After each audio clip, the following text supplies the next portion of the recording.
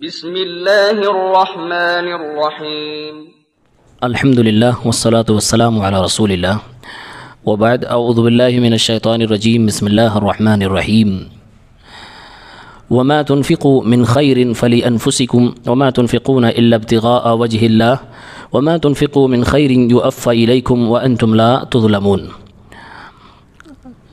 وہی اللہ کے راہ میں خرچ کرنا اور صدقات و خیرات کے بارے میں بیان ابھی تک چل رہا ہے، اور اس سلسلے کی آخری کڑی آج کے درس میں بیان ہوگی۔ اللہ تعالیٰ نے فرمایا کہ جو بھی تم اللہ کے راہ میں خرچ کرتے ہو، تھوڑا یا زیادہ، یوفى الیکم، وہ تمہیں لوٹا دیا جائے گا، وانتم لا تظلمون، اور تمہارے اوپر ظلم نہیں کیا جائے گا۔ اب یہاں سوال یہ پیدا ہوا کہ یہ بات تو معلوم ہو گئی کہ خرچ کرنا ہے، کیسے خرچ کرنا ہے، کیا خرچ کرنا ہے۔ سوال یہ ہے کہ کہاں خرچ کرنا ہے اور کہاں دینا چاہیے، کن لوگوں کو ترجیح دینی چاہیے۔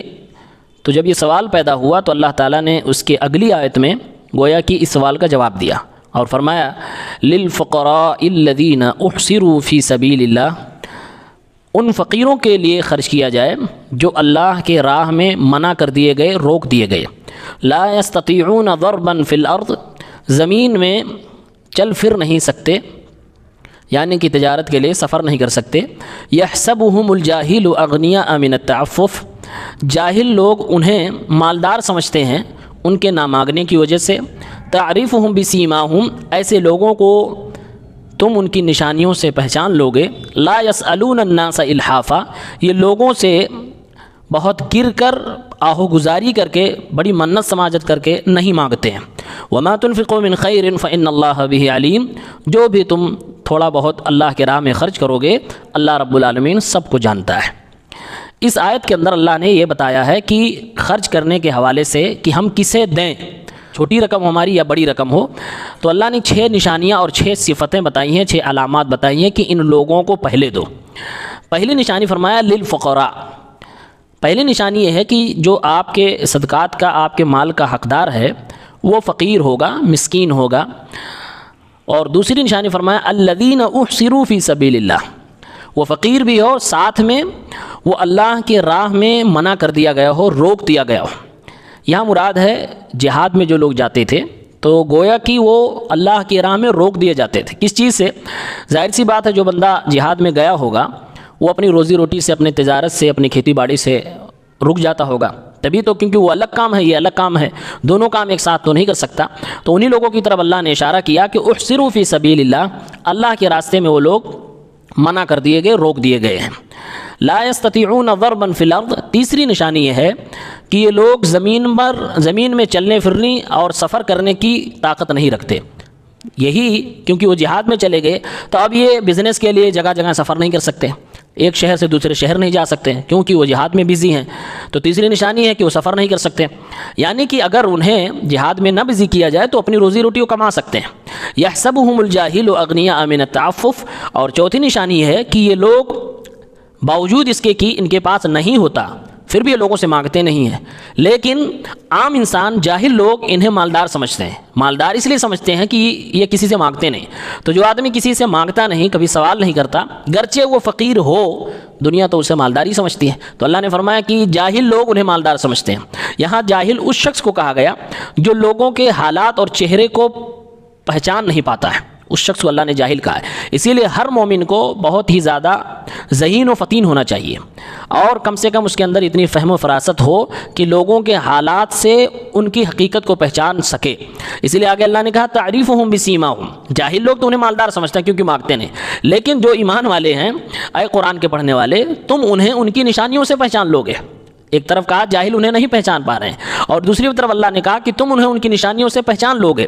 لا یسألون الناس الحافا، چھٹی نشانی یہ ہے کہ یہ لوگوں سے گریہ وزاری کر کے نہیں مانگتے ہیں۔ ایک ہوتا ہے نا، مانگنے کا بھی ایک طریقہ ہوتا ہے، کچھ لوگ کہتے ہیں ہمیں ضرورت ہے، مدد کر دو، کچھ لوگ پیچھے پڑ جاتے ہیں پورا مانگنے کے۔ تو اللہ نے فرمایا کہ یہ لوگوں سے پیچھے پڑ کے نہیں مانگتے۔ اس پیچھے پڑ کر مانگنے کا مطلب 2 لکھا گیا ہے۔ بعض علماء نے کہا اس سے مراد یہ ہے کہ یہ لوگوں سے مانگتے تو ہیں، اپنی فقیری و مسکینی کو بیان کر کے لوگوں سے کہتے تو ہیں کہ مجھے دے دو، لیکن بہت زیادہ پیچھے نہیں پڑتے، ایک بار کہہ دیا اور اگر دے دیا تو ٹھیک، نہیں دیا تو کوئی بات نہیں۔ ایک دوسرا مطلب یہ لکھا ہے کہ اس کا مطلب یہ نہیں ہے کہ وہ لوگوں سے مانگتے تھے، بلکہ یہ لوگوں سے مانگتے ہی نہیں تھے، کوئی اگر ان کے سامنے ظاہر بھی کرتا تو یہ منع کر دیتے تھے، اور یہ دوسرا معنی زیادہ صحیح ہے، اس لیے کہ اسی میں اللہ نے فرمایا کہ ان کے نہ مانگنے کی وجہ سے لوگ انہیں جاہل سمجھتے ہیں، انہیں مالدار سمجھتے ہیں۔ مطلب یہ ہے کہ لوگوں سے یہ مانگتے ہی نہیں ہیں، بلکہ نہ مانگنے کو یہ اچھا سمجھتے ہیں اور مانگنے کو ناپسند فرماتے ہیں۔ اور آگے اللہ نے کہا وما تنفقوا من خیر فإن اللہ به علیم، گویا کہ اس آیت میں اللہ تعالیٰ نے 6 نشانیاں بیان فرمائی ہیں کہ یہ 6 چیزیں جس کے اندر پائی جائیں سب سے پہلے ان کو تم دو، ان کے اوپر خرچ کرو۔ اور یہ 6 چیزیں کیا ہیں؟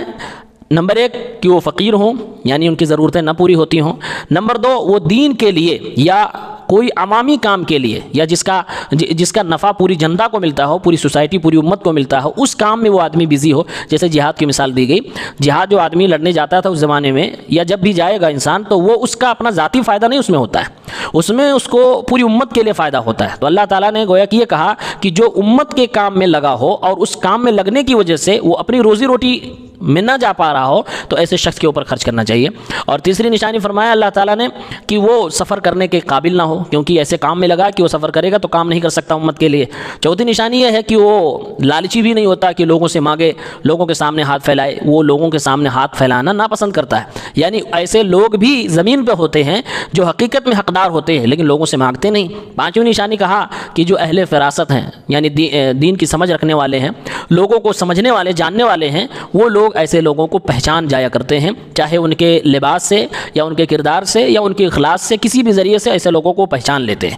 اور چھٹی نشانی یہ کہا کہ یہ مانگنا پسند نہیں کرتے ہیں بلکہ نہ مانگنے کو ترجیح دیتے ہیں۔ اگر کوئی ظاہر بھی کرے تو کہتے ہیں نہیں ہمیں اس کی ضرورت نہیں ہے۔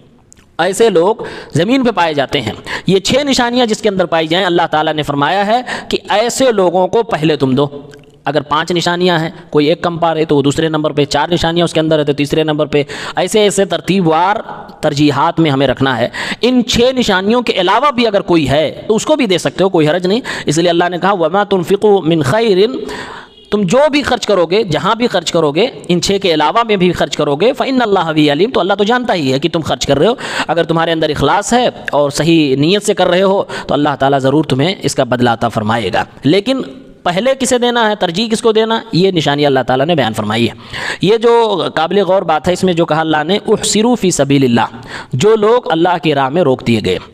اب فی سبیل اللہ کا بہت سارے لوگ ترجمہ صرف جہاد پر ہی کرتے ہیں کہ جہاد کے علاوہ کوئی دوسری چیز اس کے اندر داخل نہیں ہو سکتی ہے، لیکن بہت سارے علماء اس میں یہ بھی کہتے ہیں کہ جو بھی امت کی بھلائی کے لیے کام ہو اور لوگ اس کے اندر کام کر رہے ہوں تو ایسے لوگوں کے اوپر زکوٰۃ کا مال خرچ کیا جا سکتا ہے۔ اور اسی بنیاد پر کہتے ہیں مدرسہ ہے یا پھر جو بھی دین کا کام ہو رہا ہے اس جگہ پر آپ اپنے زکوٰۃ کا مال خرچ کر سکتے ہیں۔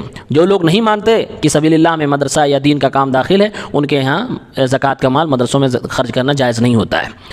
اس آیت سے ہمیں 3 چیزیں معلوم ہوتی ہیں اور نصیحت کے طور پہ لینا بھی چاہیے۔ نمبر 1، اللہ تعالیٰ نے ارشاد فرمایا کہ جو شخص صرف اپنے فائدے کی چیز میں مشغول ہوتا ہے تو امت اس کے اوپر ہمدردی نہیں دکھائے گی۔ جیسے نماز ہم پڑھتے ہیں، نماز سے امت کا فائدہ نہیں، ہمارا فائدہ ہے۔ تو نماز پڑھ رہا کوئی آدمی نیک کام کر رہا ہے تو اس کا یہ مطلب نہیں ہے کہ ہم زکوٰۃ کا مال اس آدمی کے اوپر خرچ کریں گے کیونکہ وہ نماز پڑھ رہا ہے۔ ہاں، ہم نفلی صدقہ اگر کرنا چاہیں کہ کوئی آدمی نیک ہے، نمازی ہے، ہم اس کی کچھ مدد کرنا چاہتے ہیں تو نفلی صدقہ اس کے اوپر کر سکتے ہیں، لیکن زکوٰۃ کا مال اس کے اوپر ہم خرچ نہیں کر سکتے کیونکہ وہ نیک کام تو کر رہا ہے لیکن اپنے لیے کر رہا۔